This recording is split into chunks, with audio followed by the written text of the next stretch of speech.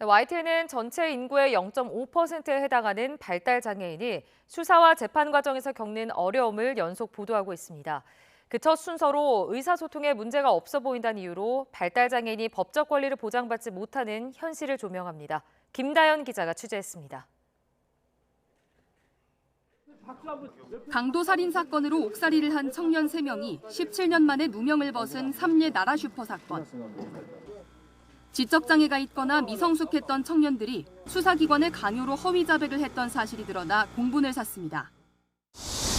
지적장애와 자폐성 장애를 포괄하는 발달장애인은 억울하게 범죄에 연루돼도 자신의 주장을 제대로 피력하지 못하는 경우가 많습니다.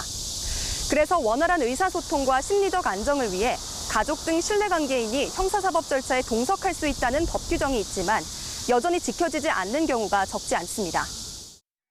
지적장애를 가진 홍모 씨는 지난 2월 일행과 시비 붙은 남성을 함께 폭행한 혐의 등으로 재판에 넘겨졌지만 수사 당시 신뢰관계인과 관련한 어떠한 안내도 받지 못했습니다.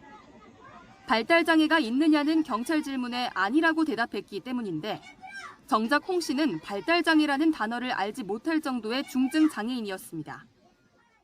현행법은 장애인의 요청이 있거나 의사소통 능력이 좋지 않을 때 신뢰관계인을 동석할 수 있다고 규정하고 있습니다.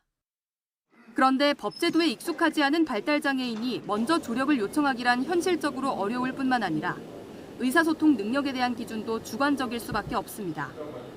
홍 씨의 경우 경찰에 제출한 복지카드에 지적장애라고도 명기됐던 만큼 경찰이 더 적극적으로 법적 권리를 보장했어야 한다는 지적입니다. 형식적인 교육이 아니라 실제 장애인과 비장애인을 어떻게 식별할지에 대해서 좀 세밀한 교육이 이루어져야만 이런 피해가 발생하지 않지 않을까라는 생각이 듭니다.